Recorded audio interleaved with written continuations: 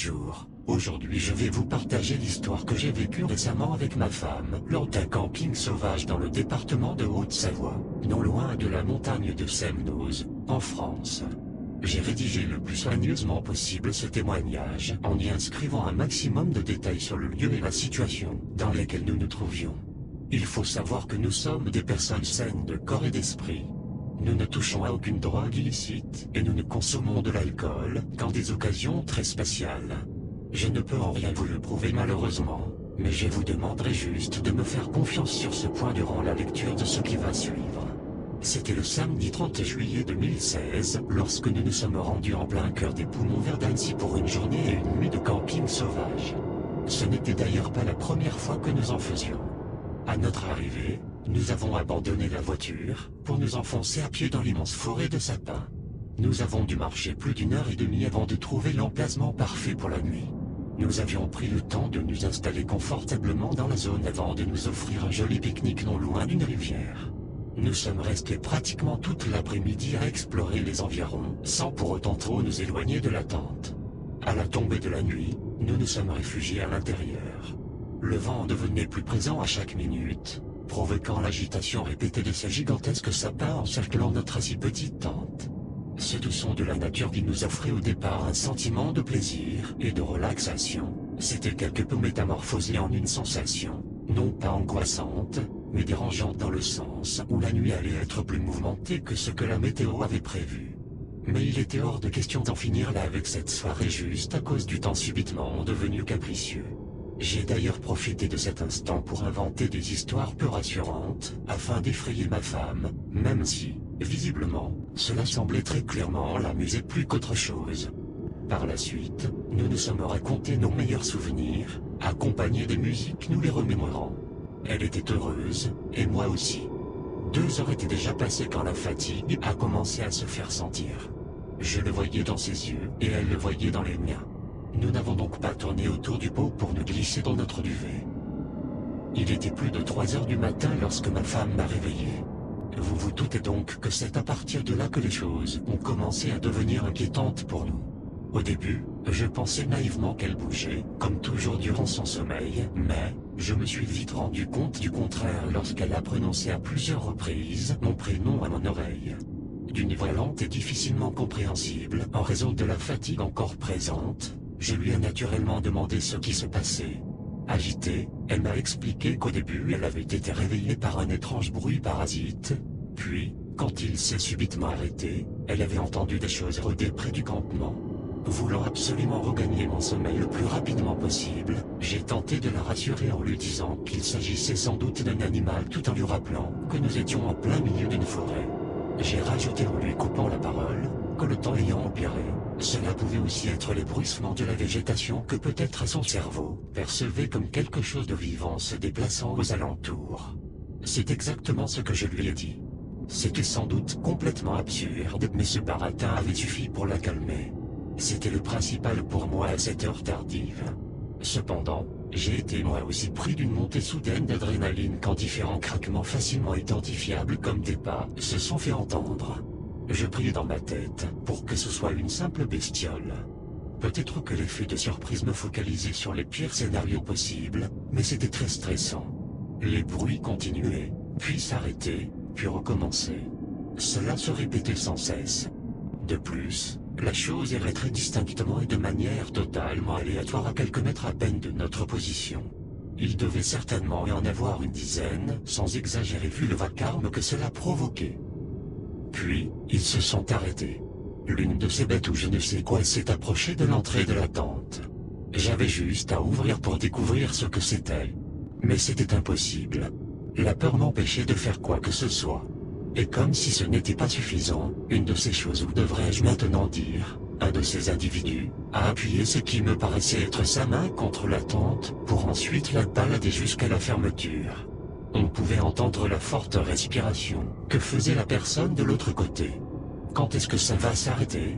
Me suis-je dit à moi-même en serrant ma femme dans mes bras. C'est alors qu'il a commencé à ouvrir délicatement la tente. Laissez-nous tranquilles. Ai-je hurlé en espérant que ça fonctionne. Après un court instant chargé d'appréhension et, pour le coup, très angoissant, Les individus se sont éloignés jusqu'à laisser place à nouveau au bruit du vent. Profitant de la situation pour refermer la tente, en l'espace d'1 ou 2 secondes, j'ai remarqué à l'ouverture que ces personnes marchaient très rapidement dans tous les sens en effectuant des gestes incohérents. Ces silhouettes noires produisaient aussi des sons inaudibles. Des sons complètement inconnus je dirais, mais l'intonation ressemblait vaguement à une personne ivre morte tentant de fredonner une sorte de mélopée. C'est compliqué à expliquer. Nous sommes restés un long moment silencieux. Les mains de ma femme me broyaient presque l'avant-bras. J'ai pris une grande respiration pour ensuite évacuer toute cette terreur en moi. Juste après, un rire nerveux s'est échappé de ma gorge. Ma femme, elle, se frottait maintenant le visage en cherchant des yeux la bouteille d'eau. Enfin, quelques mots sont sortis de sa bouche. Putain de merde, je veux rentrer. J'ai répliqué aussitôt avec un ton ironique que j'aurais finalement préféré un week-end chez ses parents. J'avais réussi à légèrement détendre l'atmosphère. J'ai quand même suggéré d'attendre un peu afin d'être sûr que cet arrêt s'était barré. Cigarette en bouche, nous sommes sortis de la tente en rangeant nos affaires dans le sac. Je ne pouvais pas m'empêcher de sursauter à chaque bruit que la nature engendrait. Pour ne rien vous cacher, je tremblais dès que j'avais le dos tourné à la forêt.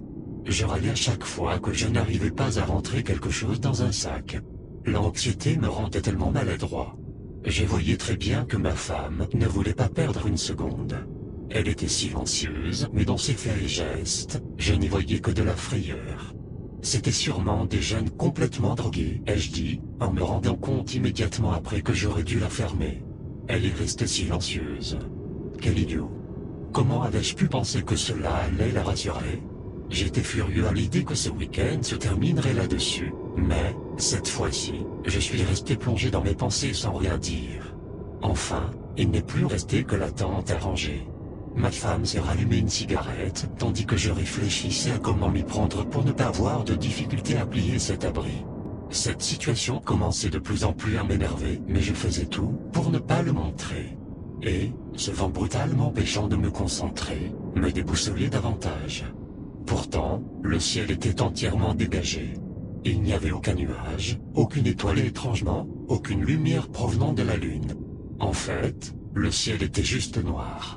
J'ai soupiré et secoué la tête en haussant les sourcils pour exprimer ma confusion. Pour vous dire, je n'avais pas vraiment la tête à chercher une explication à ce moment-là. Après plusieurs essais pour ranger cette fichue tente, j'ai inconsciemment dit à ma femme, « Fais chier.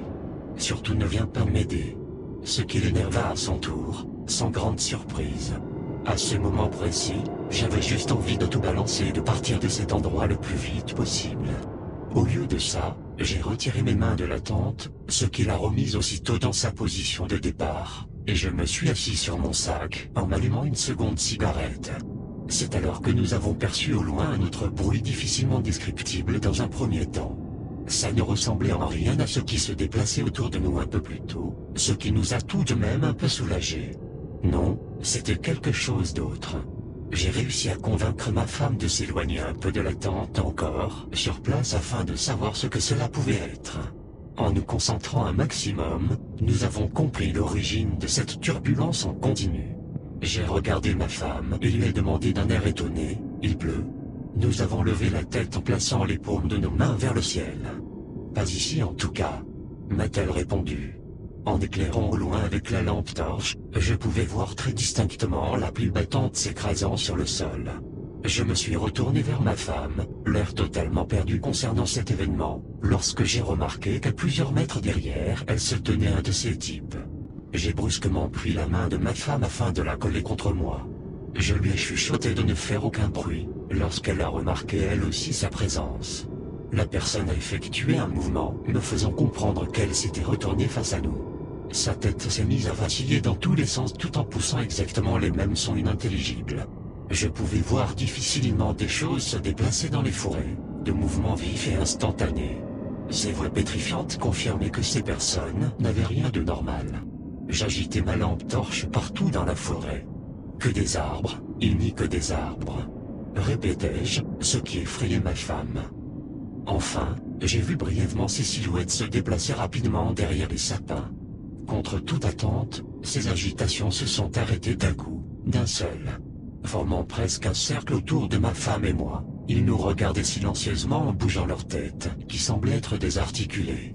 Sans réfléchir, nous en avons profité pour courir jusqu'à notre tente que, heureusement, je n'avais pas encore démontée. Une fois à l'intérieur, nous les avons entendus marcher tout droit vers nous. Aussitôt après, ce crissement très perturbant identique à celui qu'avait entendu ma femme avant qu'elle ne me réveille s'est mis à résonner dans nos têtes, ce qui a également causé une étrange réaction sur les personnes autour de nous. Ça frétillait de partout, comme si ça avait déclenché quelque chose en eux.